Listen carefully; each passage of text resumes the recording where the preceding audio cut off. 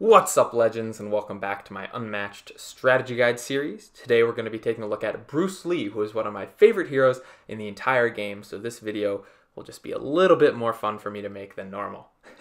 Hopefully they're always enjoyable for you to watch, but hopefully my cheery attitude about a preferable hero is conveyed properly through this video. I have an announcement before we get started. I made an Instagram account, so go follow me at Baked Goods Unmatched.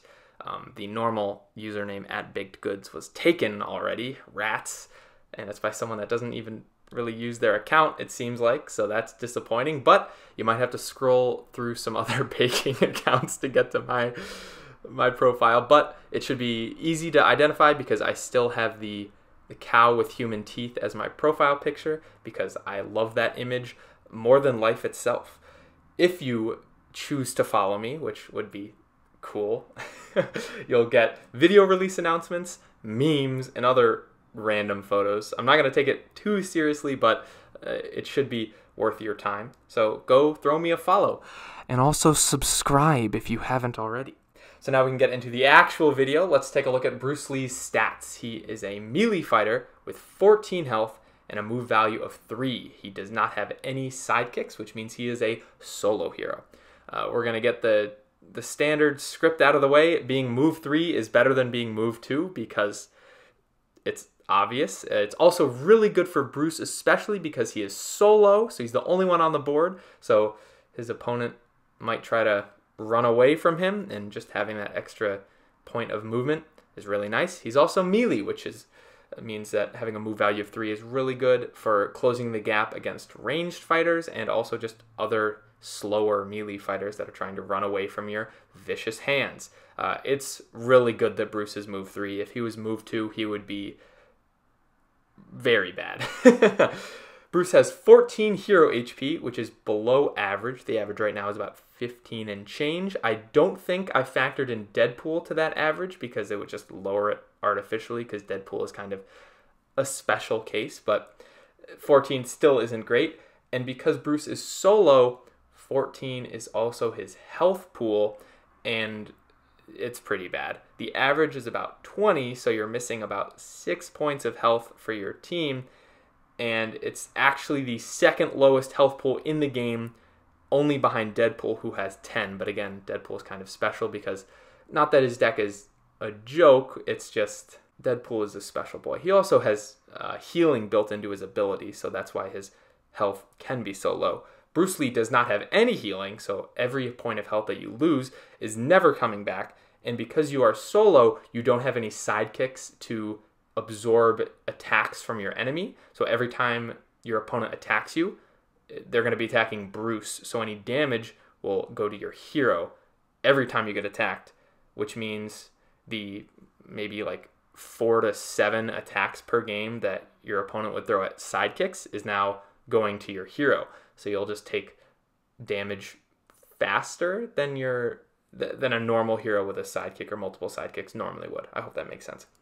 In terms of defense, you also have a lot of 3-value block cards, which aren't, well, they're not bad. They're just not super great because most good attacks in this game are 4-value, so it means that every time you block with one of them, you're probably going to take some damage, but you have some 4s available to you in the form of skirmishes, and I guess Little Dragon could be a defensive 6 if you really tried making it work, but that's up to you, I guess. So, in a way, and this is going to sound really obvious, but there is some nuance into what I'm saying. Your health acts as your timer, because if you just trade blows with your opponent, I think you die first because of the reasons I just mentioned. However, a lot of your attacks give you actions, which means you can have more efficient damage output on your turn than your opponent because you can throw out more attacks than they can, which means in theory you can kill them before they kill you because your health is pretty low and pretty easy to drain. So you have to use your ability to attack multiple times per turn to the fullest extent you can so that you can actually kill your opponent before they kill you. And yeah, that's like how the game works, but hopefully you're trying to, or hopefully you understand that there's like levels to this, and maybe I didn't explain that in the best way possible, but I don't know how else to. Bruce is solo and melee. He's by himself on the board, which means he has low board presence and low flexibility. This means that you can't pin your enemy because you can't pin someone with one fighter. Normally, I know there's a space on Baskerville that has like one path connecting to it, so you could pin them there, except that space also has a secret passage, so you really can't. And I don't think there are any other maps in the game with like dead ends like that map has. So currently, I don't think it's possible to pin someone with a singular fighter. It also means you're easier to pin because it's just one fighter. There's no sidekick to body block for you. And it also means you're more affected by things like Muldoon's traps because it's much easier to trap in one fighter than it is two. And things like Invisible Man's fog tokens, he can spread them out a lot and kind of punish you because you might not be able to reach all of them in a single maneuver without boosting on your turn. In terms of flexibility, that means like King Arthur can attack from Arthur or Merlin. And it's also nice that Merlin is ranged, but he has multiple bodies to attack the opponent from, whereas Bruce just has his hero, so it's more easy. It's easier for your opponent to avoid getting attacked. Also because they can stick their sidekick in front of you, and that can sometimes be a pain. Like if Beowulf uses Wiglaf to body block, that's a 9 health meat shield that you have to chew through before you can get to Beowulf, and that can kind of be annoying for Bruce. In terms of deck composition, you have 17 unique cards, but the number's really 12 because like Sinbad has his 7 voyages, you have 7, no, you don't have 7, you have 6 Jeet Kune Do cards that are all the same, kind of, but just have a different effect on them, but I think it's reasonable to count them all as the same card, just one that you have 6 copies of. So you have 12 unique cards, which is actually really good. You want that number to be as low as possible. But just keep in mind that, yeah, there are 6 different Jeets, and depending on the different effects that you want at certain points in the game, you might not get them when you need them because there's 6 different effects. So that can kind of screw up the consistency. Also, you have 4 other cards, 3 schemes and a defense card, I believe, that are 1 copy, and that can kind of be annoying because if you really want 1-inch punch for that Dracula or Medusa matchup, it might just be at the bottom of your deck, and because there's only 1 copy, you kind of get screwed by that. So I think he's a little bit more consistent than 17 cards, but definitely more inconsistent than 12 cards. So I don't really know how to convert that to a different number. Maybe around like 14 and a half is what I'll say. And that's just some arbitrary number that I picked off the top of my head right now. Let's talk about Bruce's ability. It says at the end of your turn, you may move Bruce Lee 1 space. Now this doesn't really seem like a lot. It's just a free point of movement you get at the end of your turn. But this is actually low-key one of the best abilities in the entire game because you can always put a space between you and your opponent at the end of your turn, which means when they start their turn, they won't be right next to you, especially if you attack them as the last action on your turn.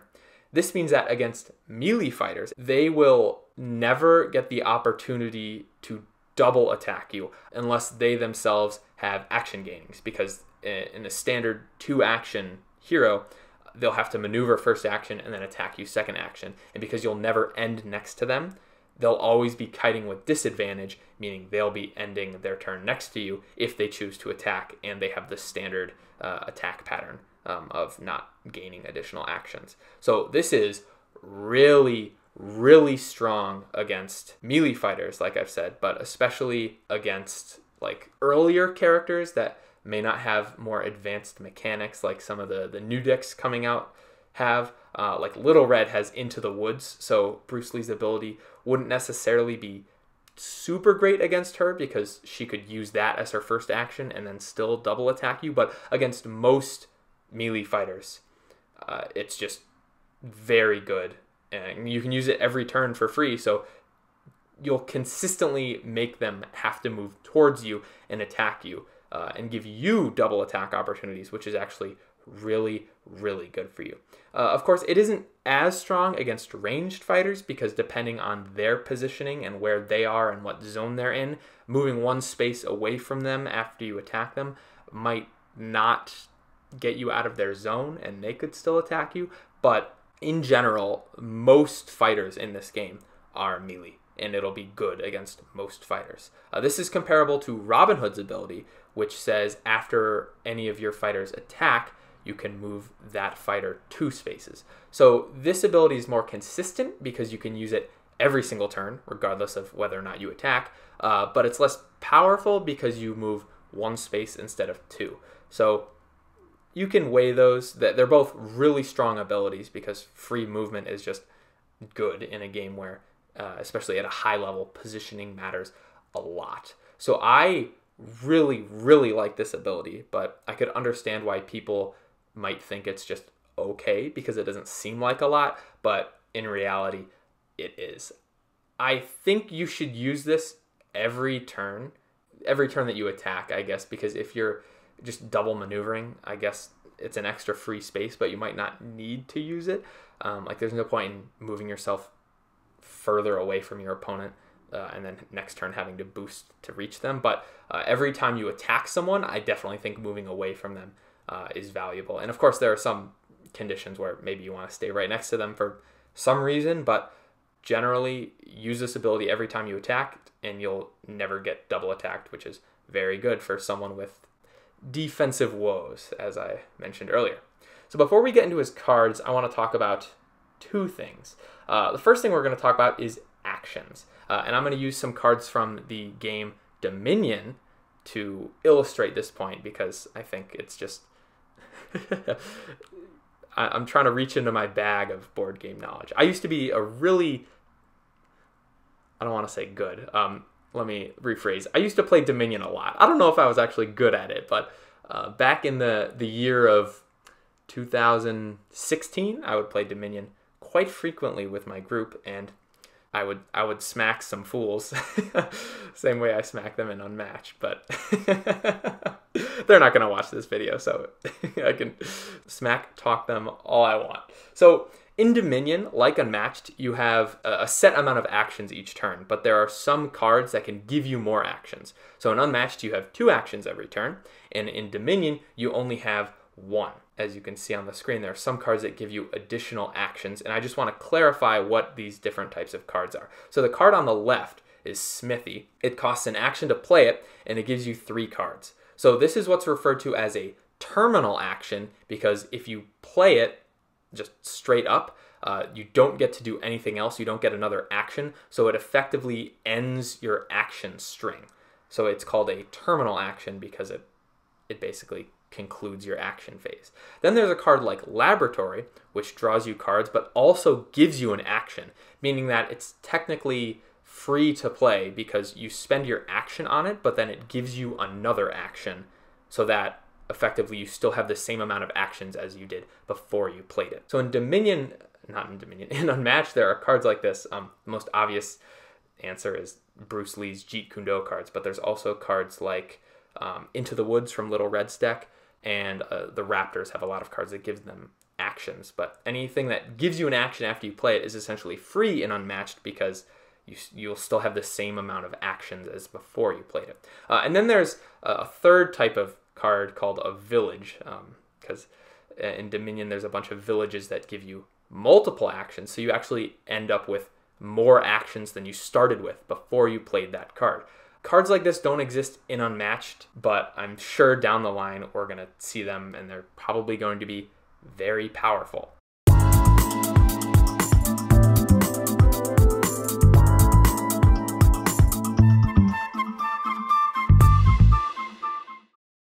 So I just wanted to talk about actions in general because Bruce Lee has a lot of the middle cards, which are like action free or action neutral cards, And I'm going to refer to cards like Momentous Shift as terminal actions. So I just wanted to explain this so later when I use that terminology, it kind of makes a little bit more sense. And this is just like a cool concept to think about in action-driven games like this in general, because there's actually a lot of interesting design space that you can use with actions and gaining actions and stuff like that.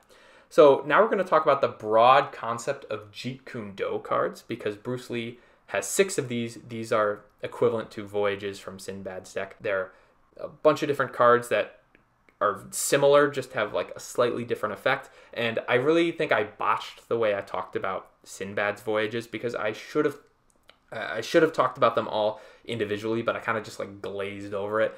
And in retrospect, I wish I hadn't done that, because he has some pretty important ways he needs to use some of his cards. So I thought I would make up for that by doing a little bit of a deeper dive here. So I'm going to talk about the exoskeleton of Jeet Kune Do cards and generally how they all function and how you should use them. And then I'll talk about these specific cards and their effects and what I think of them. So Jeet Kune Do cards are all 3-value attacks that have some sort of effect. I think the boost value is different for all of them. And they all give you an action after combat. So this is the middle card from the last slide, where playing it, of course, if it doesn't get canceled, is action free for you, because it gives you the action that you spent to play it. So you can play a lot of them in a row, because you just keep gaining actions and you can use them playing these cards. So you could attack many, many times on the same turn with these. And that is kind of what Bruce Lee wants to do, because 3-value attacks, you don't really deal that much damage from them, if at all. It's a lot of good block cards in this game are at least 3, and the ones that are value 2 are usually feint, which you wouldn't get an action from because it would cancel the effect. So you're not really looking to deal 2 to 3 damage every time you attack with one of these. The goal is to make your opponent spend a block card, and you get an additional action, so you get another opportunity to attack them. So you want to attack them multiple times and make them waste good block cards on kind of mediocre attacks, because 3 damage, they don't want to take it to their face, but they also don't want to spend like a 4-value block card on it, because it's a little bit overkill. So you're trying to run your opponent out of good block cards and make them either take undefended attacks if they run out of cards to block with in their hand, or block with less good cards like regroup. That's usually a win for you. So this means if your opponent has like 4 cards in their hand and you can attack them 5 to 6 times on your turn, you're probably going to land a couple of undefended attacks, which is really good for you. The problem is it's really easy to counter a chain of 5 or 6 attacks, because feints, like I mentioned, don't give you the action, so you can't endlessly chain things together. And cards like Skirmish or Leap Away that let your opponent move after combat means that you can't attack them again because you're melee. And if your opponent moves away from you, you're going to have to maneuver to attack them again, or maybe you don't have 2 actions left and you can't. So for that reason, chains are kind of, you shouldn't bank on getting a long string of attacks, because it's really easy for your opponent to just avoid that. So I think it's best to try to use Jeets in small strings and just constantly get them back from your discard pile using cards that we'll talk about later. Because if you try to build the perfect combo hand and you wait all game, and then you're ready to unleash chaos on your opponent, and they just feint you, your whole plan is kind of ruined. So I think you want to attack in small strings and kind of get those feints or those skirmishes out of your opponent's hand, and then eventually just wear them down by attacking them 2 to 3 times every turn you can, because most fighters kind of can't take that sustained pressure the entire game. And enemy movement effects are really good against Jeets because of the innate low value of them, because a skirmish or a leap away on defense will win against the Jeet every single time, because it's a 4 versus a 3. And you do have ways to make your Jeet's value increase, but you can really only do that like once or twice per game. So in general, a character with a lot of movement effects, like Muldoon, is probably going to give you a hard time, because with 3 copies of Leap Away and 2 copies of I've hunted everything that can hunt you, and also 3 feints, like Bruce Lee is almost never going to land a chain of Jeets on Muldoon, because Muldoon will just run away or cancel it. So against certain fighters, maybe you can plan on getting a chain, like if they don't have any feints, like Invisible Man or Little Red, although Little Red has that like pseudo feint. But against most fighters, I think, don't plan on doing that, because it'll be very easy for them to stop you. And that's, of course, if your opponent like doesn't have any cards in their hand, or they have 2 cards in their hand, sure, get ready to just unleash on them. But in a normal game, when your opponent like keeps their hand size relatively large, you probably won't be able to unleash a big chain on them. So planning and tactically using your Jeets is one of the hardest things to do as Bruce Lee, and that depends a lot on your matchup and the actual game state, but that's something you might have to determine on the fly in the actual game. But in general, like 2 or 3 at a time is probably best, and that's what you should plan for. So there are 6 different Jeets, all with unique effects.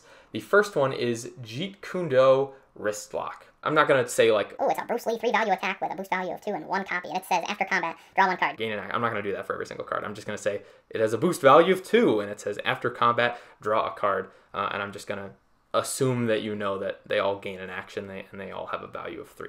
So I hope that's understood. Less words, good. More word, bad. So this is probably the worst Jeet, but when I say that, I mean it's like the least impactful, just because drawing a card, there are slightly more interesting effects. But it's definitely a decent card, especially if you are trying to combo your opponent by playing an endless loop of Jeets.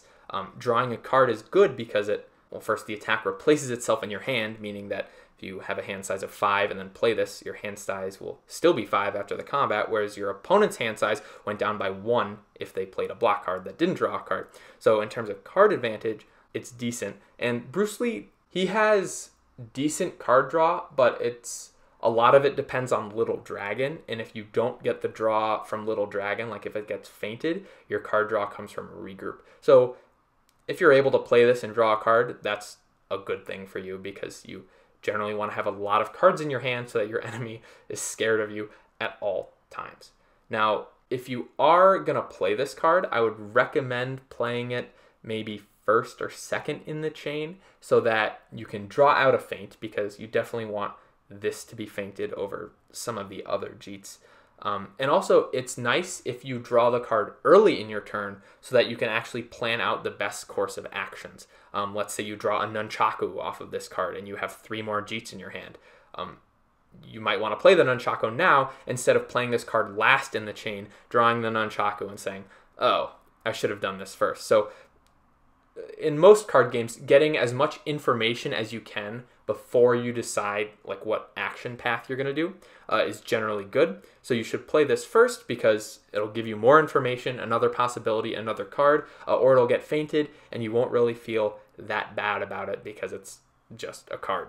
The next Jeet is Short Lead Hook. It has a boost value of 3, and it says after combat, Bruce Lee may swap spaces with the opposing fighter. So this is the swap spaces effect from Master of Disguise in Sherlock Holmes' deck, which, if you remember, I said was kind of a weird effect. Of course, that card, Master of Disguise, could be played from anywhere. It was a scheme, whereas this, you're attacking them and you're melee, so it's always going to be when you're adjacent. So you're just swapping spaces that are right next to each other. So it's not too crazy, but again, this is a Jeet that doesn't really do that much, and if you just play it as a part of a chain to just gain an action, I think that is not a great use of this card, because it actually has some specific uses that are pretty powerful. The first thing it does is it moves you, which means it'll activate momentous shifts for you. Momentous shifts are a terminal action, meaning you play it and you don't get an action back, so they're often really good to play last in your attack chain, because you'll play a bunch of Jeets, maybe knock a bunch of your opponent's block cards out of their hand, and then play a big momentous shift for 5 damage, and if it doesn't get blocked, you feel really good about that. So this card can set up momentous shift, which is really nice. So I would use this as an attack if you have momentous shift in your hand ready to go.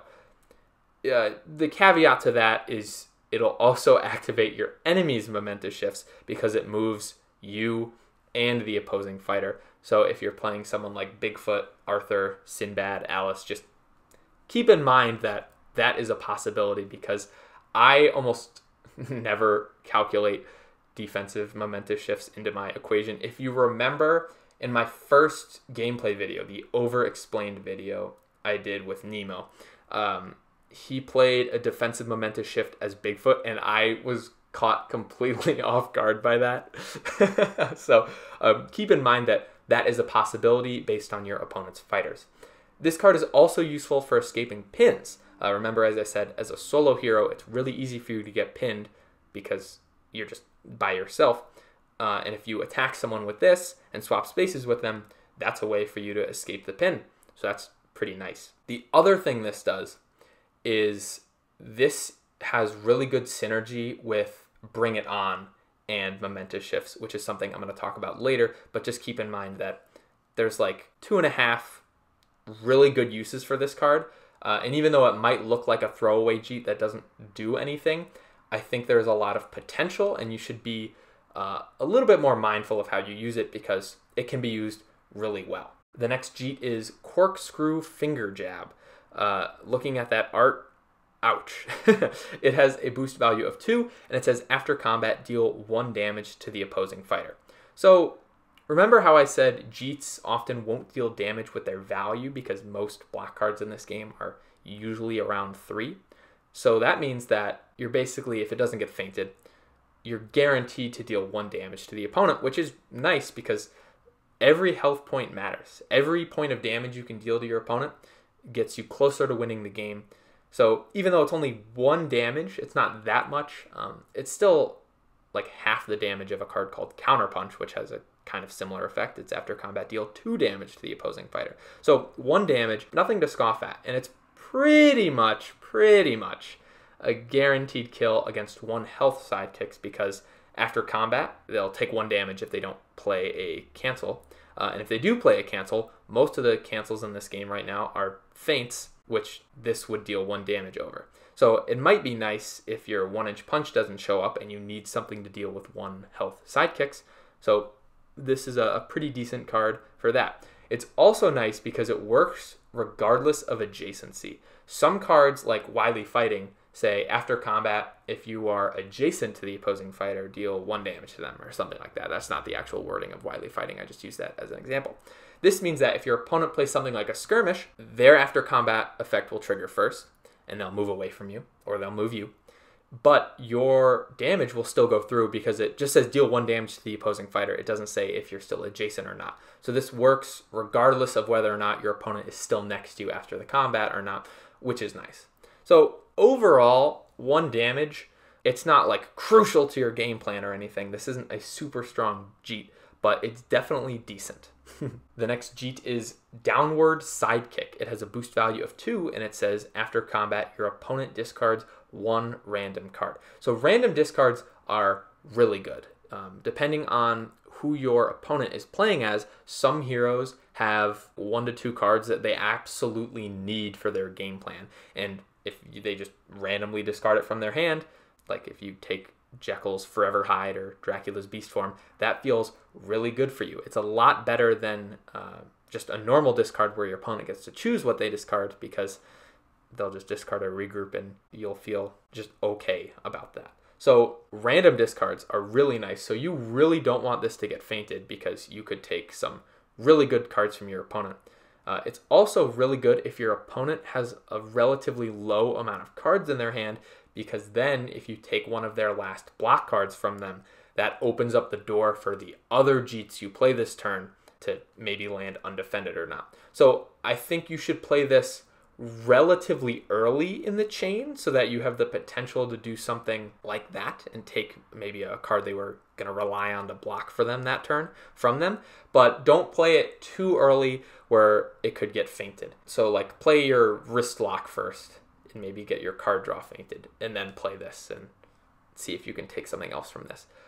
This doesn't work like ambush, so it doesn't add the boost value from the discarded card to this attack, which you might think is bad in comparison, but generally in ambush, you don't really care how much damage you deal. You care about just the random discard because it's just such a powerful effect. So I think it's fine that it doesn't work the same way as ambush because random discards are just good. So this is one of the Jeets where we're getting into the really powerful category, and you feel really good when this card lands. The next Jeet is Intercepting Fist. It has a boost value of 2, and it says, immediately cancel all effects on your opponent's card. This is a really nice card because it cancels the effect on your opponent's card, which is always good. A lot of cards in this game have some really good effects, and if you can cancel them on offense, that's nice. But normally, in order to do that, you have to play a feint, which isn't a super great attack.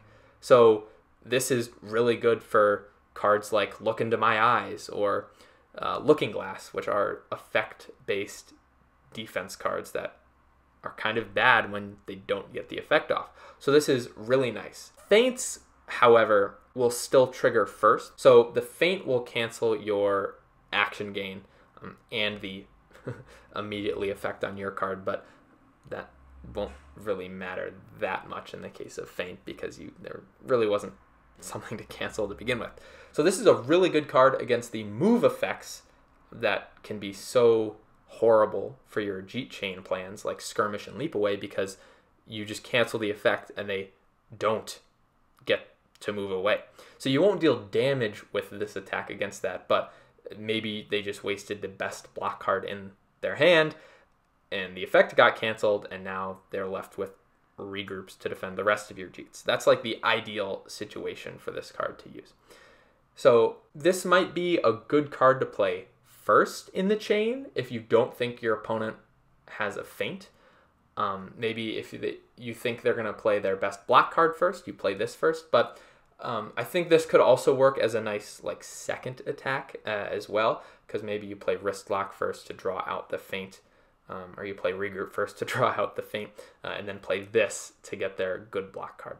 It depends on how your opponent plays, because some opponents will just feint your first attack every single turn, and some will see if you play a Jeet first action and then feint the second Jeet, because maybe they know you're going to play your better Jeet effect later in your chain or not. So you kind of have to probe your opponent a couple times and figure out how they're going to use their block cards, and then that will give you a little bit more insight on how to use this. So there really isn't like a hard and fast rule on when to use this card, as well as like every card. Every card I talk about, it's not like a 100% every single time you need to use this card this way, generally speaking. But yeah, if you remember Surprise Attack from the Invisible Man stack, that attack is very good, mainly because it's a value 5 attack and the Invisible Man like needs that attack to go through to deal some damage to the opponent. But the fact that it offensively cancels effects and it's on a better valued card than feint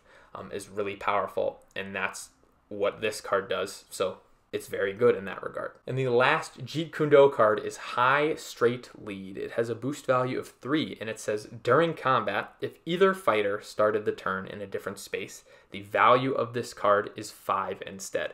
So you might be thinking, hang on a second, Baked. This card is basically just a momentous shift. Why is it the best Jeet? Well, momentous shift is a really good attack because a lot of times when you use it, well, I'm assuming every time you use it, it'll be a value 5, because I don't know why you would use it if it was just a 3. There's probably some niche scenario where you might want to do that, but in general, every time you use momentous shift as an attack, it's a 5, and you're probably going to deal some damage with that attack because 5 value attacks are pretty good. And as Bruce Lee, with your Jeets, you're usually not dealing that much damage. However, with this Jeet, you actually do deal damage.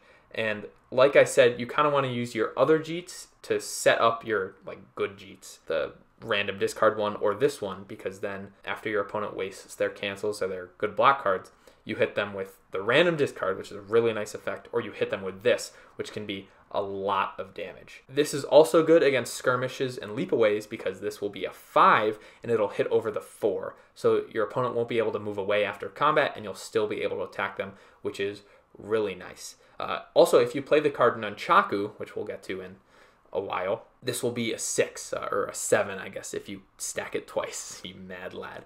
So that's just a really strong high value for you to be attacking with, and I think Nunchaku is best used when you have this card in your hand and you can deal a bunch of damage over their cards. So the other good thing about this card is that it doesn't necessarily have to trigger off of your movement, which might seem weird because it has slightly different wording than Momentous Shift. It says if either fighter started this turn in a different space. Normally Momentous Shift relies on you having started this turn in a different space. So that's kind of interesting thematically to visualize because Bruce Lee's just holding out his fist and the enemy just runs into it. But you might be wondering, how does your opponent move when it's your turn? And that's where this Jeet has a lot of synergy with Bring It On, but also the swap Jeet, because if your opponent starts their turn, or you start your turn next to the opponent, maybe because they attacked you as the last action on their turn, you can use the swap Jeet, switch spaces, and now this card, in addition to your momentous shifts, will also move. Bring It On, which we'll talk about in a while, we'll get to it. We always get to every card, you know, just hang tight. Bring It On moves your opponent, but not you. So that will not activate momentous shifts, but it'll still activate this card, and that's where the wording is nice because it synergizes with Bring It On, which is a very powerful card. So this card, I think, is a lot better because Bring It On exists, and it works with this card. So I really like this card because of the damage output you can get from it, which is something that you normally don't really get from Jeets. But I could also see the argument that the discard Jeet is the best Jeet, or even that the cancel Jeet is the best Jeet. I think it depends on personal preference and matchup, of course. So you might be wondering why it is the Wheaties Jeet, the Jeeties. And that's because this card has the potential to do something like this. You got it. Undefended. 5 damage. Oh my gosh, that is a 5 value Jeet. Okay. Because of the swap. If this is a momentous shift, Pull a Jeet Kune Do card back, gain an action. this is it. I believe this is it. And swing again. It's the game. Yep, you did it. Good job. Oh my gosh, that's the game. I get chills every time I see that. The next card is Be Like Water. It is a 3 value block card with a boost value of 4, and you have 4 copies of it. It says, after combat, choose a Jeet Kune Do card in your discard pile and add it to your hand. So, based off the value of this card, 3 value block cards are just good. They do their job. They block a large majority of the incoming damage a lot of times because most good attacks in this game are at least 4 value or have some effect that does at least 4 damage to you. So blocking 3 of that damage is nice. But as your opponent's cards start getting higher in value, like at 5, 6, or even 7 now with Sun Wukong coming into play with his Ox form, 3 value block cards don't really seem like they're doing that much in that scenario. And with this card especially, that's the case because you're playing this card for the effect much more than the value. So you have 4 copies of this card. This is like the best block card for you to block with. Not in terms of value, but in terms of just effect. If every time you got attacked you block with this card, you'd feel pretty good about that because it gives you Jeets, and even though you're taking damage from the relatively low value, Jeets help you end the game quicker by efficiently attacking your opponent a bunch on your turn. So in a way, it's kind of trading health, your health, for the potential to delete more of your opponent's health with the Jeet Kune Do card that you get. So the effect essentially is drawing you a card, but it's actually a lot better than drawing because it's not drawing from your deck, so it doesn't quicken your fatigue, although that really doesn't matter with Bruce Lee because generally I think you lose fatigue matchups. It's not really something you should go for, but it's just nice because in the rare event that you do care about fatigue and not emptying your deck super quickly, the card you draw, in effect, is coming from your discard pile and not your deck. Jeets, in general, are also just a lot better than normal cards. If I had the choice between drawing a random card from my deck and drawing a Jeet, I would take the Jeet like 95% of the time. So you're drawing a card. It's not from your deck, and it's better than a normal card. And it's also, you get to choose what Jeet it is. The caveat there is that you have to have already played the Jeet in order to pick it back up from your discard pile. But you just played the random discard Jeet. Your opponent discarded a good card. You played Be Like Water, and you get the random discard Jeet back into your hand, and you can play it again, which is really good because there are some Jeets that you want to play their effect over and over again, so getting them back into your hand is really nice. The downside to that is getting the exact Jeet that you want, is that your opponent will know exactly what Jeet you picked up, because discard piles in this game are common knowledge, and usually you just tell your opponent what card you're taking because it's sportsmanship. And even if you didn't, they could look through your discard pile and see what's missing and figure it out themselves. So this is a really nice card for you to have because you only have 6 Jeets and they're all different. So without this card, they would be a lot worse. But this gives you the ability to constantly pick Jeets back up and play them again, and play them over and over and get more chains for you to have. And you have 4 copies of this card, which is a lot of copies. That's 4 more potential Jeets. So that brings your total from 6 to 10, with the option, that the rare possibility that you could play a single Jeet 5 times, which, you know, probably not going to happen, but the possibility is there. And so because you have to have played a Jeet before you play this card, because you get the Jeet out of your discard pile, it means that early in the game, like maybe the first couple turns you're attacking, turn 2 or 3, you want to play a Jeet. Even if you're not going to get a chain going, you just want to play a Jeet so that later when you block with this card, you actually get value of it and you have something to actually pick out of your discard pile. Whereas if you save your Jeets for a chain and then you're forced to block with this, but there's no Jeet in your discard pile for you to pick up, you're basically playing a blank 3-value block card, which isn't that great. So you always want to have a Jeet in your discard pile so that if you have to play this card, you can get something. Now, the existence of this card means that your opponent might play in a specific way to kind of counter your ability to just chain attacks endlessly, and they just might not attack you. I know I played a game versus Beowulf once, and the Beowulf just basically ignored me all game and chose to win versus scheme damage or fatigue, and that just meant that if he wasn't attacking me, I couldn't play this card and I couldn't get Jeets back, which means that every Jeet I played was essentially almost never coming back, which kind of sucks if your opponent does that. But I think early in the game, if your opponent does choose to play around this card by just not attacking you, or only attacking you with very high value cards, you can always resort to using this card as a boost because it has a 4-value boost, which is really nice because that means you can move 7 spaces to close the gap between you and your opponent if your opponent gets too far away from you, or you are forced to run away and then you actually get enough cards to then charge back in and attack them. So this is a very powerful card, even though it's only a 3-value block card. And hopefully by using it to recycle Jeets, you can get a lot of value from replaying the Jeets over and over again, and hopefully execute the ideal game plan of you just wearing down your opponent's block cards and eventually just killing them by the sheer volume of attacks you're able to throw at them.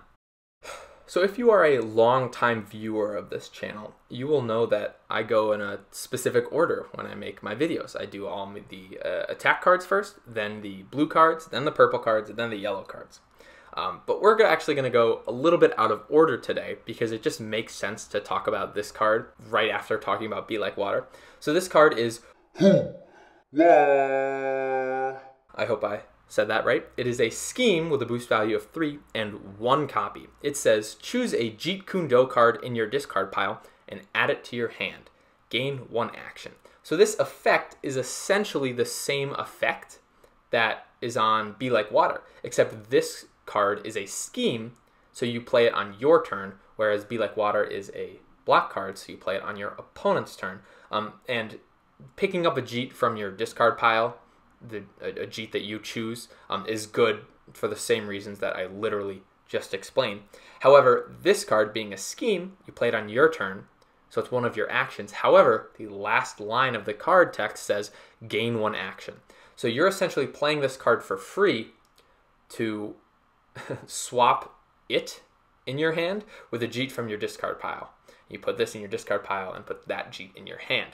And it gives you an action, so it's free to play, and that's just really good.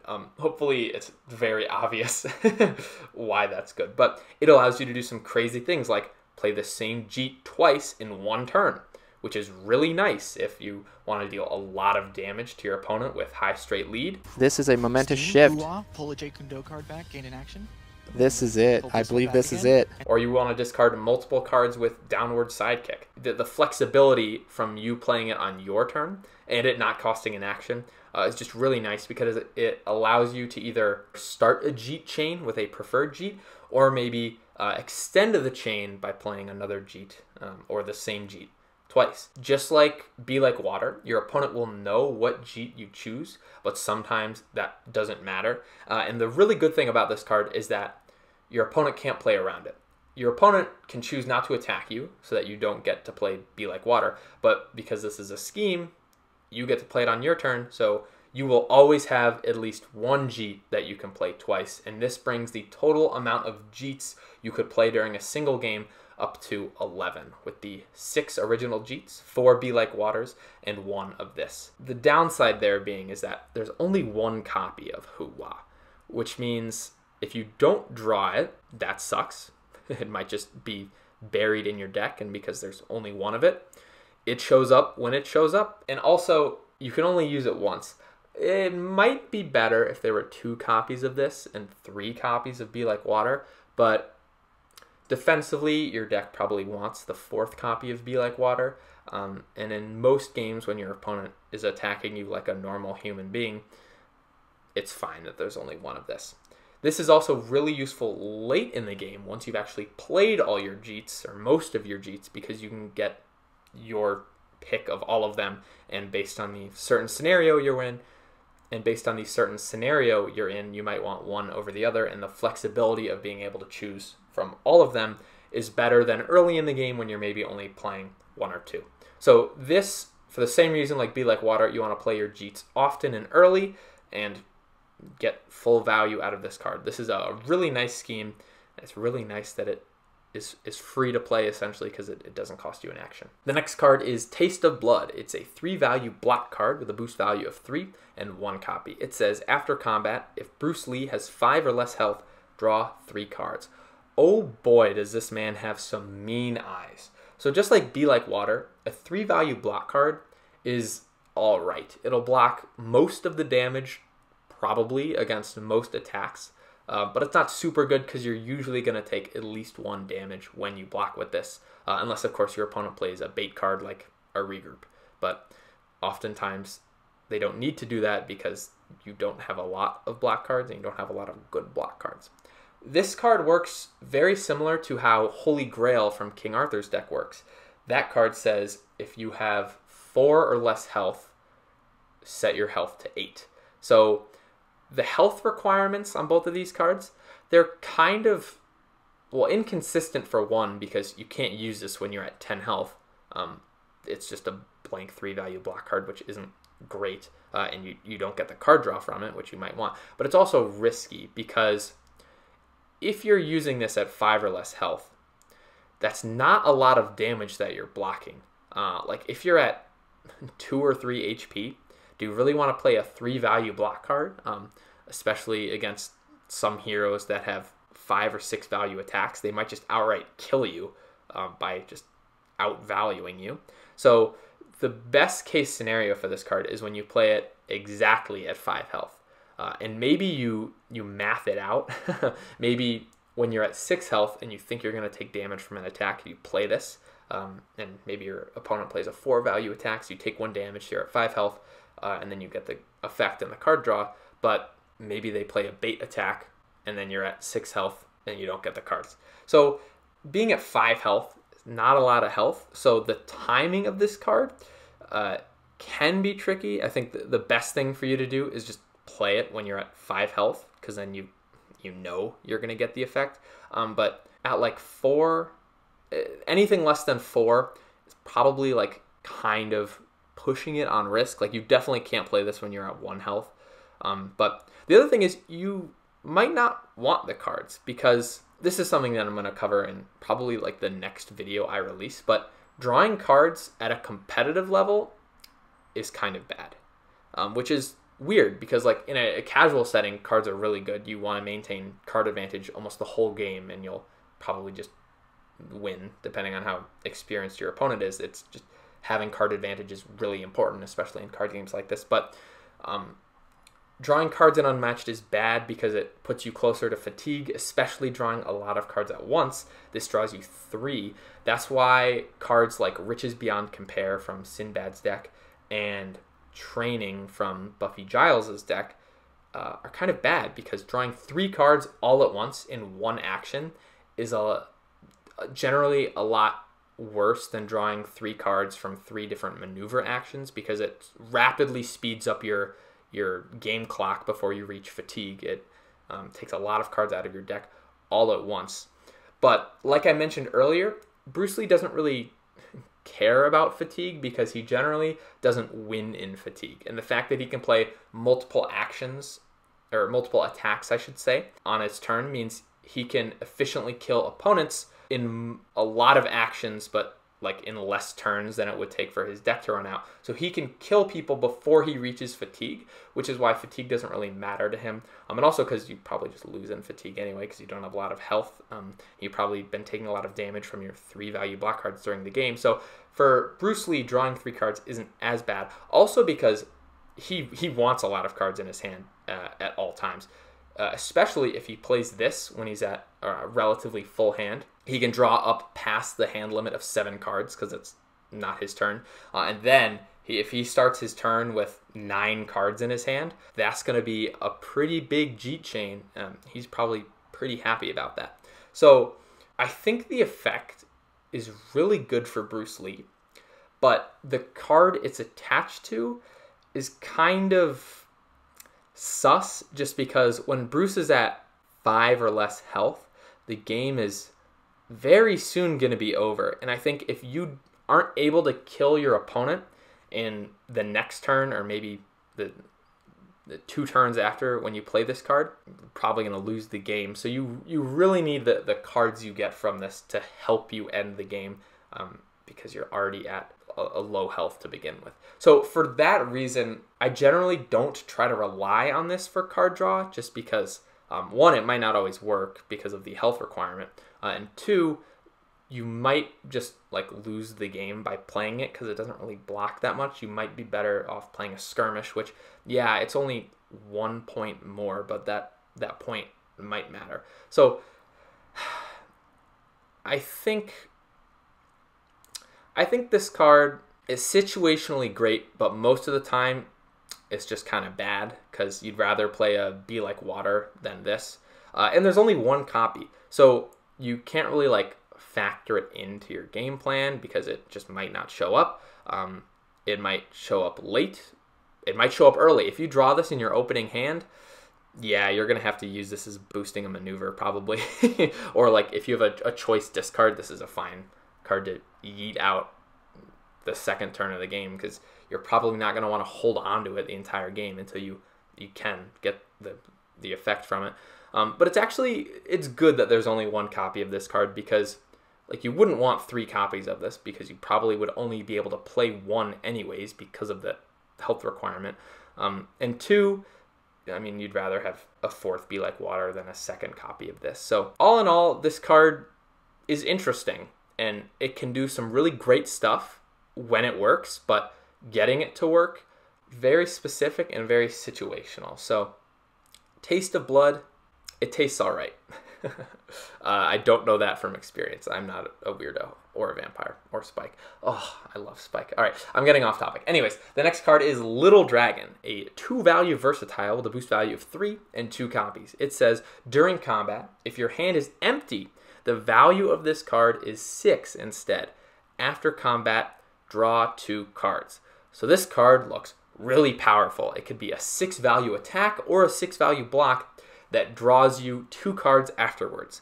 But like the greatest general in Star Wars history once said, "It's a trap!" And that's because I think this card is one of the biggest traps in all of Unmatched. It's not quite at no contest expecteth level, but I think you're never going to get Big Dragon. I think it should stay little.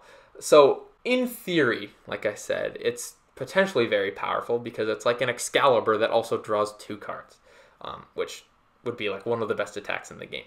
But it's not always a 6 value attack because your hand has to be empty, meaning when you play this card, it has to be the last card in your hand, which is a situation that you don't really run into that often, albeit when you play this card, you'll probably try to intentionally run into that situation, but generally in a game, you want to keep your hand size full because having a lot of cards gives you more options. It's generally safer if your opponent is going to attack you a bunch, and it's just a lot less risky. Card advantage is a good thing in games, and this requires you to not have that at all. The caveat is it draws you 2 cards after combat, so it doesn't like fully punish you for having an empty hand in the same way that Arrogance does. Arrogance is literally one of the worst cards in the game because just emptying your hand for 6 damage isn't worth it. But this card, it potentially is because it doesn't completely screw you over because it draws you 2 cards after the fact.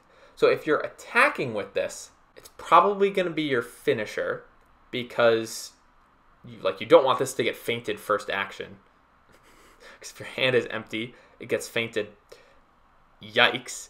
And secondly, you probably want most of the damage to go through over like a poor enemy attack, or you get it unblocked. And then 6 damage, 5 damage, 4 damage, that all feels really nice for Bruce Lee because most of his Jeets don't deal that much damage. If you're playing this on defense, you probably have less control over the timing because your opponent will see that you have 1 card in your hand. So they'll know when they attack you that they could be attacking into a little dragon, in which case they might play an offensive feint. And then if you play it, you don't get the card draw because it's canceled. And then if they have another action to attack you, yikes, you just took a larger than life to the face. And if you choose not to block it because you think they're going to feint it offensively, well, that's a big risk because you could just take a larger than life to the face right there. So it's kind of like a lose-lose mind game because your opponent can see it coming from a mile away. And generally, you don't want to have 1 card in your hand when it's going to be your opponent's turn. That's just like not usually that great. And you might try to do it, in which case blocking 6 damage is really, really strong, like we see with Duality of Man from Jekyll's deck. A 6 value block card is really good because most attacks in the game right now don't really deal more than 6 damage. But is the risk worth that potential damage blockage? Like, what if they just play a regroup and you wasted a 6 value block card blocking 1 damage, and then they just hit you with a larger than life next action, and maybe you didn't draw a better block card? Like, I don't know. I just think this card is potentially really good, but most of the time not worth it. It's just not worth the risk of trying to intentionally make your hand size low, which is bad, to draw 2 cards and have a 6 value attack or a block. I think if I was going to use this, I would use this as a 6 value attack. I'd almost never try to use this on defense, depending on the matchup, of course, because, I don't know, maybe I'd want to block an entire larger than life to the face, or maybe I'd want to block a boosted Excalibur, but I just think you'd probably be best just playing like a Be Like Water with a full hand and eating some of the damage, getting a Jeet back, and then just attacking your opponent with more firepower than risking it all to block 6 damage and draw 2 cards. Now, I normally say that block cards that draw 2 cards after combat, like the Wolf Skin, Looking Glass, I'm trying to think of the third card, but I usually say Little Dragon as the third card in that example for other decks. But I think that's generally fine for most decks because drawing cards, especially when it's not their turn, will give them more options for what attacks they want to play when it is their turn. But for Bruce Lee, only blocking 2 damage is kind of risky because, like I said, you don't have a lot of health. Your other block cards are 3s, most of them are, so you're not really blocking that much with them either, so it's a little bit of a risk to only block 2. But it is good in the sense that you can use it to consistently draw Jeets from your deck, because finding Jeets early in the game and in the mid game is always important, because you need things to play so that your Be Like Waters and your Who-Wahs can actually draw cards from your discard pile. So I think if you use this like a piercing shot from Robin Hood's deck, and you attack with it in the hopes of baiting out a good block card from your opponent and then drawing 2 cards afterwards, is good. Although Robin Hood really doesn't need the card draw that piercing shot provides, so maybe that's not the best example. And this card is like maybe gonna get feinted. Ideally you'd want to hit like a skirmish and not a feint with this card, but I guess it's not the end of the world if it gets feinted, because you'd rather this get feinted than like your discard Jeet. So all in all, this card looks really good. I don't think it's as good as it is. I think it's best played on offense as a bait attack to dig through your deck to find Jeets, but also if it gets feinted, like you're sad about not getting the card draw, but you're happy that an actual Jeet didn't get feinted. So I would not fall into the trap of trying to get this to be a 6. I really don't think it's worth it. So yeah, you have 2 copies of this. That's 4 cards you could potentially draw, which is really nice for a character that can consistently empty their hand. So I don't know. One of you in the comments might say, no, I use this as a 6 every single game and it works perfectly. And I'd say power to you. That's just not the risk that I would like to have for a character that already you don't want to take risks defensively, because you'll just get punished for it. The next card is Bring It On. It's a scheme with a boost value of 3 and 1 copy. It says choose an opposing fighter in Bruce Lee's zone. Place them in any space adjacent to Bruce Lee. Gain 1 action. So we've mentioned this card a couple times so far during this video, and I think this is one of the best cards in your entire deck. So let's explain. You get to choose an opposing fighter in Bruce Lee's zone. This is really good against ranged fighters, because normally melee fighters, if they're going to attack you, because of your ability, you'll move away from them at the end of your turn. And then on their turn, they'll maneuver towards you and attack you. That's like normally what will happen. So already you'll start your turn next to them and get maybe a double attack opportunity, which turns into a quadruple attack because of your Jeets. Against ranged fighters, you don't get that opportunity because they start not next to you because they're ranged. So you can use this to get Medusa, who just second shot Gaze of Stoned you for 4 damage from the same zone that you're in, and you can pick up Medusa and put her right next to you, and you gain an action. So if you play this first, you get a nice double attack opportunity against a ranged hero, which normally you don't get. Normally you have to maneuver towards ranged heroes and then attack them, which is a lot worse, because that means that all of your momentum, the rug gets completely swept out from under you if they play a feint or a movement effect on your first attack, because then you just don't have any actions left over. Whereas normally against melee fighters, if you play a Jeet first action, if you start next to them, and they feint it, you still have another action, so another potential chain. So having 2 actions as attacks for Bruce is good, because that means that you're not as punished by a feint or a movement effect, because you still have another action to do something with. Or in the case of a movement effect, you have an action to maneuver and then another action to attack them again, assuming you attacked with a Jeet. So this is really good against ranged fighters, because it gives you that same opportunity of double attack on your first action, because you play this, it doesn't cost you an action, which is just, it's really, really good. The downside is there's only 1 copy of this, which out of all the 1 copy cards in this deck, I think this one you want another copy of this the most, because you can only you can only bring your opponent to you once per game with this card. So just that potential, you would love to have 2 copies of this card and be able to do that twice. But I understand how, I guess, part of the disadvantage of Bruce Lee is that maybe he's a lot better against melee fighters and supposed to not be as good against ranged fighters, but damn, I would love a second copy of this card. And because there's only 1 copy, it might be stuck at the bottom of your deck and you just won't see it during the game, which will really, really suck. The other thing you have to be careful about with this card is that it activates enemy momentous shifts and not yours, because your opponent is moving towards you and you don't move at all. So that's where the high straight lead, I believe, the momentous shift Jeet, that's where that card will work if your opponent moves and not you. So Bring It On will still work with that card. But that's also where you might want to use the swap Jeet if you have momentous shift in your hand and you're planning on using that as a finisher. So overall, I think this is one of the best cards in your deck because it enables you to do something against ranged fighters that you're not normally able to do. And it just surprises your opponent. You move them when they're not expecting it, and you can catch them completely off guard, which I think there's a tech where you use this on Raptor Paddock and you move your opponent into the paddock and you're like trapping them in and you just can punch them endlessly from there.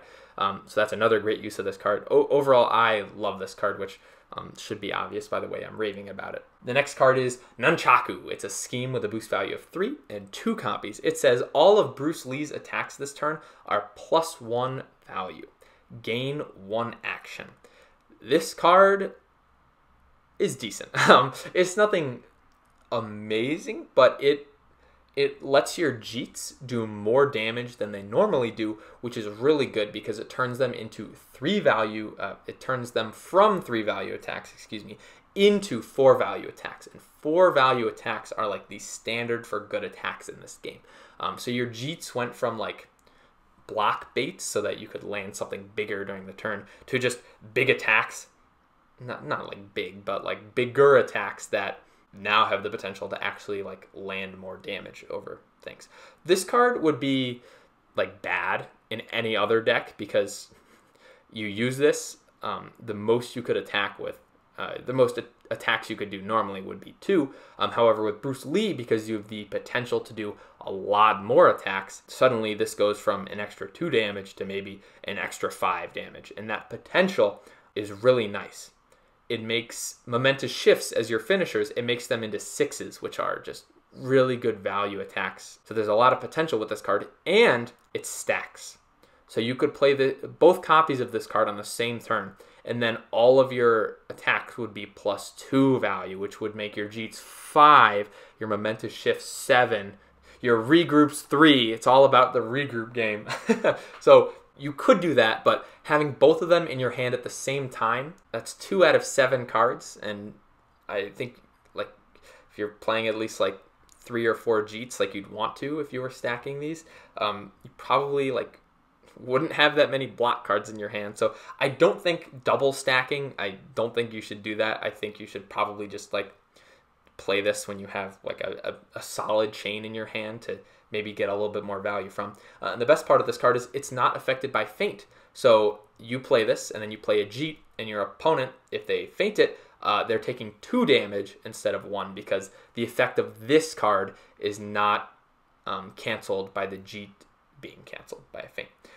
The fact that this doesn't cost you an action makes this actually playable. This card would be, I think, horrible if it didn't give you an action.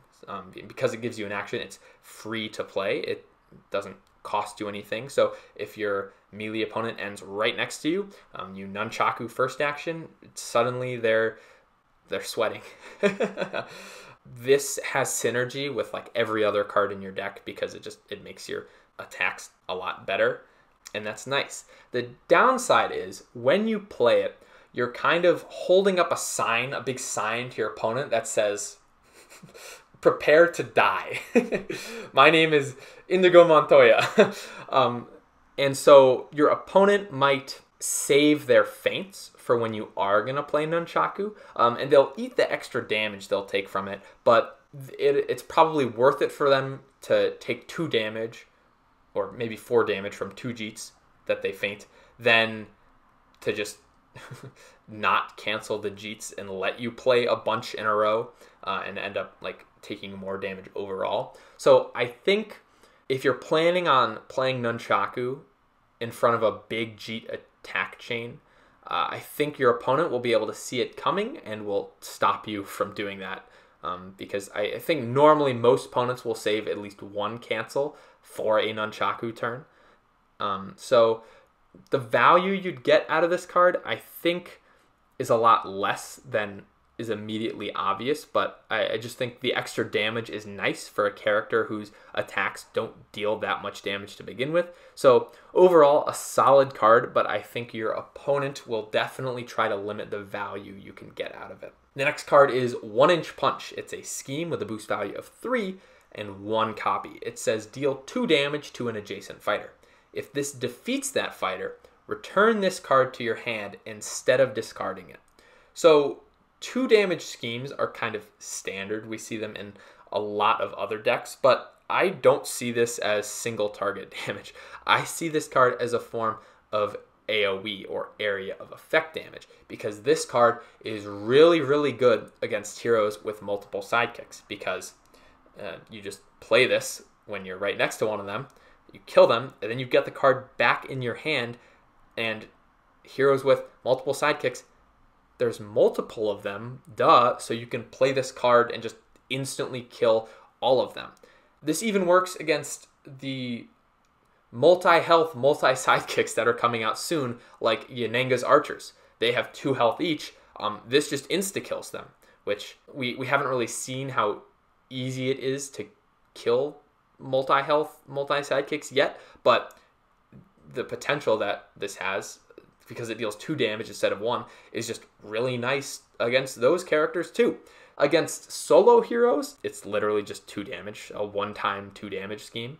And against single sidekick heroes, I think you can go for the full value 4 damage by killing off their sidekick with this card and then playing it on their hero just to deal 2 damage. Because obviously against the hero, you don't need to have this return to your hand to kill them. You can just play it and deal 2 damage to them. But that might be kind of a trap, because depending on the sidekick, of course, you might not want to kill them. Like the Porter, is it really worth saving this card on him to kill him? Probably, but Wiggloff, that's a ton of health for you to chew through, and this might just be a dead card sitting in your hand all game if you're like waiting for the right opportunity, or perfect opportunity, I should say, to use it. But if you want to get full value out of the card, sure, by all means, try to do that. The other downside is returning this to your hand. You might just overdraw eventually, because you're playing this, but it's like not actually leaving your hand. It's like a boomerang, so your hand size isn't actually decreasing. And if you're kind of being greedy and going around and like killing all your opponent's sidekicks with this card, if you're maneuvering, killing every turn, your hand's going to fill up relatively quickly. So at some point you might wonder, like, is it best to just like yeet this if I overdraw? Because your opponent probably isn't going to surround you with their sidekicks if they know you have this card in their hand. But some characters, like Dracula, if he wants to get a 3 damage Ravening Seduction, that's fine by Bruce, because you can just 1-Inch Punch 2 of his sisters out, and sisters are kind of hard for him to get back. So it's really nice against 1 health sidekicks, because it just insta-kills them. But you have to weigh like the value of it taking up a slot in your hand when you might want other things like Nunchakus or Jeets or Bring It Ons or Waters. So, and especially because you're bringing back cards with Waters and Who-Was, you might not have space for this in your hand. So at some point, there might come a time where you just like play it on your enemy hero, and maybe Medusa like still has a Harpy or 2 up left, and you're just okay with just getting it out of your hand for there to be space for other things. And the biggest weakness of this card is that there's only 1 copy, like some of the other cards in this deck. So this might just be at the bottom of your deck, and you're just going to have a harder time against the Harpies or the Sisters or the Workers or the Outlaws or the Archers. So it has the same downside that every other 1 copy card in the game has. Now for the basic cards. Bruce Lee has the standard package of Feint, Skirmish, Momentous Shift, and Regroup, and he has 3 copies of each.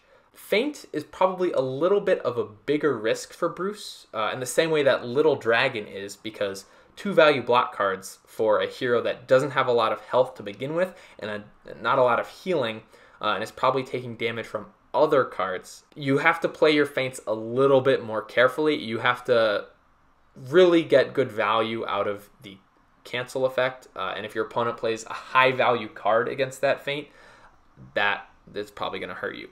Skirmish is your best value blocker in the game. I think generally I'd rather block with Be Like Water if I can, because getting Jeets back is really, really nice, but this is usually the most damage you're able to block, 4 points of damage. So really try to stay away from using Skirmish on offense. Use Momentous Shift on offense as your like Jeet chain finisher. You might end up having to play Momentous Shift on defense as a blank 3, depending on how unlucky you are with your card draw, because Bruce Lee does have I think like 5 schemes and 6 attacks, so you might just get an unlucky hand of red and yellow and a Momentous Shift that you'll have to use as a makeshift block. But Momentous Shift is a really good chain finisher, especially with cards like Swap Jeet and just if you move beforehand. And Regroup. Regroup is probably a bait attack for you, because your opponent is probably going to be a little bit more trigger happy with their feints if they're trying to stop your chains.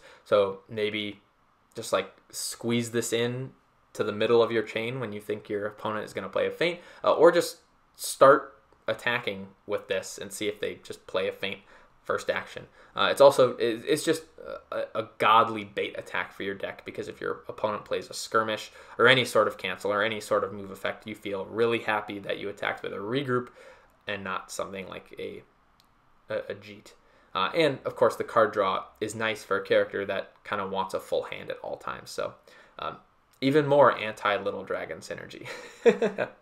So now it's time for the final thoughts. And I think Bruce Lee is such a neat character. He was the 7th character to come out. Battle of Legends Volume 1, then Robin Hood versus Bigfoot, and then Bruce Lee. So he was the 3rd set, first solo character. And I think he's so cool because he breaks the conventional rules of the game. One of the fundamental principles of Unmatched is that on your turn, you have 2 actions and exactly 2 actions. And he was the first character, I believe, to have the ability to gain more actions. And they did it in a very cool and thematic way, with like the Jeets and the Nunchaku and Bring It On and all the cards that basically they don't cost an action to play because they give you one right back. But they did it in a way that doesn't feel overpowered at all. Jeets being 3 value attacks, I think, is perfectly fine. I like the trade-off it has. They trade off attack value for volume. So it's kind of a quantity over quality type of thing, except the quality of Jeets is very high because the effects are pretty good. So I think Bruce is a ton of fun to play. Mechanically, he's my favorite fighter. I think thematically, the Raptors are my favorite, and just overall, Little Red is probably my favorite. But Bruce Lee is a ton of fun to play, a ton of fun to pilot, not overpowered at all, just very well balanced. And even though he's kind of bad, not bad in terms of just how good he is, but he's bad because he has a lot of bad matchups in the game. If you remember my tier list video, which came out, I don't know, like a week and a half ago, he was relatively low tier because he doesn't do that well into kind of a lot of people, but he's a ton of fun to play, and he can win any game. If you start the game with 6 Jeets in your hand, and well, I guess you would only start the game with 5, but if on the first turn of the game you double maneuvered and had 6 Jeets in your hand, and your opponent didn't have any feints, and you could just attack them and kill them on turn 2, there's always the potential to just combo your opponent to death.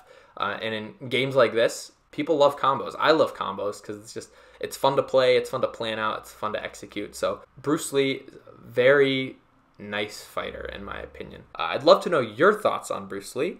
And thank you so much for watching. I have no idea how long this video is going to be. I joked a couple weeks ago that I lost the ability to make short videos, and I think that might actually be true here. So, but to be fair, Bruce Lee had a lot of unique cards, and just there's a lot of nuance to how you have to play them, and I talked about a lot of different concepts and stuff. So you just treat these videos like a podcast. Just put me in your pocket, put headphones in, go to the gym, work out. Well, I probably wouldn't listen to myself talk at the gym, but like go on a run, listen to me.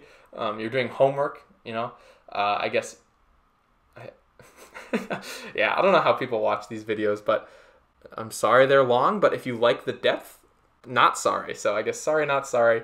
I guess the bad thing is you're listening to the sound of my voice, which I will admit is not the best. All right, I'm not going to insult myself any further. I'm sorry if the sound is a little weird during this video. I moved a couple weeks ago, and I'm still trying to figure out the best location in my new home to film, and I'm on a busy street, so I don't know if you can hear the cars going by in the background, but and acoustically, there's just like no good room. Everything echoes and the walls are thin, so like other people here walking around, it's loud, but whatever. Hopefully it doesn't matter. I am an amateur after all. I don't like have a soundproof recording studio or anything like that. So all right, this video has gone on far too long. As always, like, subscribe, and yeet!